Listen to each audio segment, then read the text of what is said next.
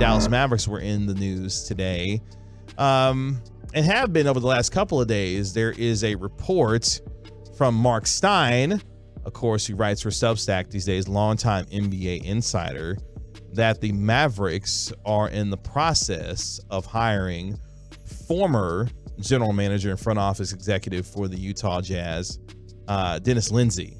That hiring has not been made official as of yet, but that is the latest when it comes to a new addition allegedly coming to the front office for the Dallas Mavericks.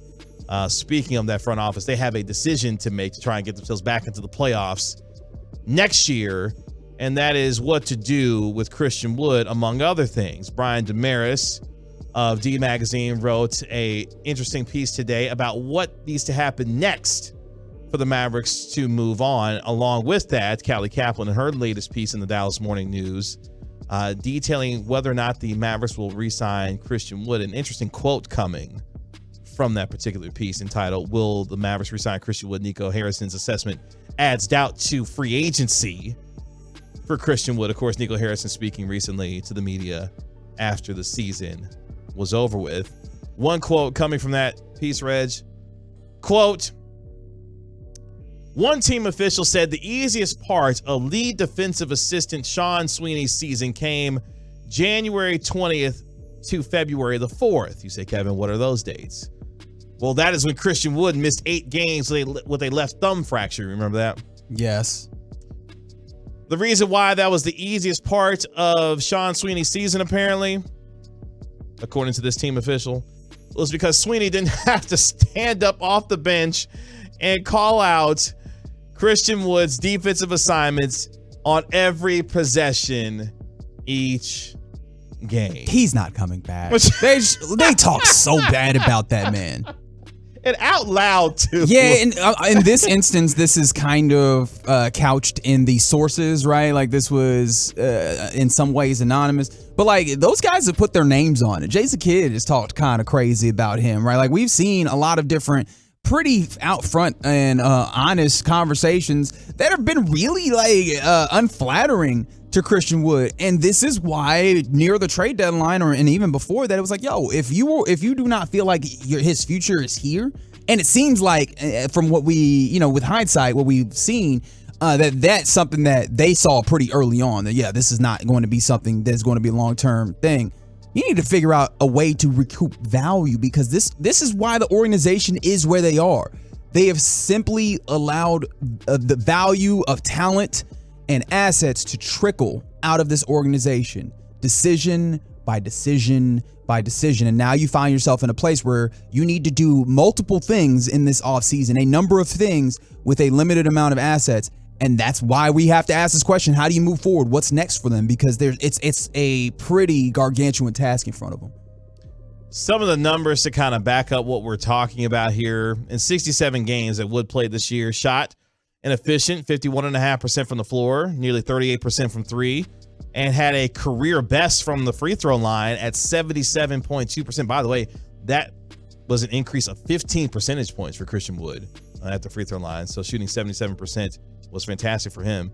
His individual offensive rating was 115.4 per 100 possessions, was nearly matched, of course, the Mavericks 115.9 mark as a team. However, as Christian Wood defense was lamented all season, and of course, Nico Harrison saying last week, look, it's not just about the efficiency in terms of the scoring, it's about everything else as well. Christian Wood's individual defensive rating, which is an imperfect measurement, mind you, 116.7. My man was giving up individually, if you average out to 100 possessions, 116.7 points per 100 possessions, which ranked him dead last among all Mavericks who played at least 30 games this past season. Yeah, I mean, like, all of this was borne out in the, I don't even know if that's the right word to use that word, but you could see it in the play. Like, it was evident. And I guess if you looked at the stats, it was easy to see some games and some instances where you go, oh, there's some blocks there, and maybe you see one possession. The problem is that, like, it's not consistently there. And really what needs to happen is it needs to change behavior. Your play needs to change the way the defenses play you. And defense never looked afraid of going directly into Christian Wood. which is a problem. Point blank period. And so that looks like a dude that is not going to return for your team. Now, that gives you some cap space, but that also does reflect a first-round pick that you traded to get him last year that is now, in some ways, gone down the drain.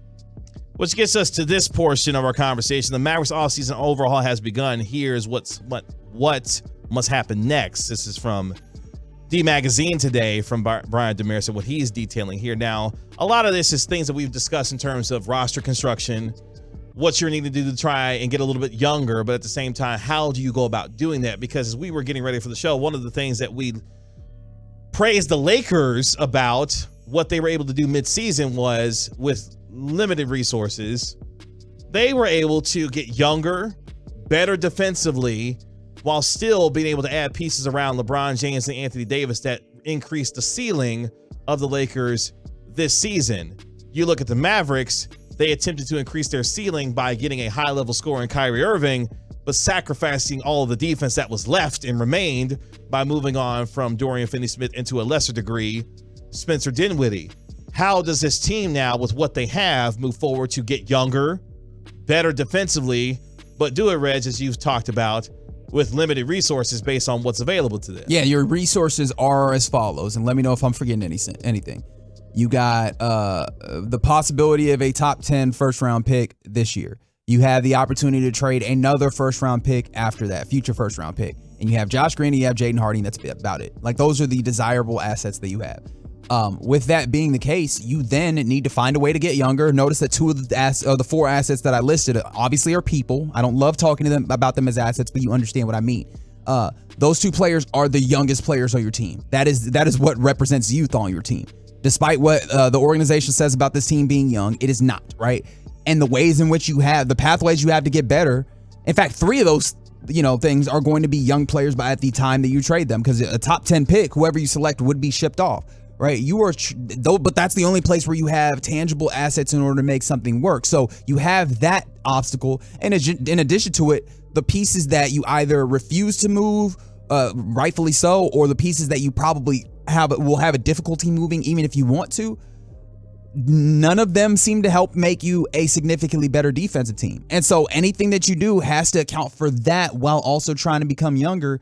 And those are the most desirable players in the league. Young, defensively talented players. Like, those are the unicorns of the league in a way. And so it's a high price. You don't have a lot to spend. It's going to take, in any situation, in a vacuum, it takes some real executive brilliance to make moves, whether it's one, two, a chain of moves in order to get you to the place that it takes that level of brilliance.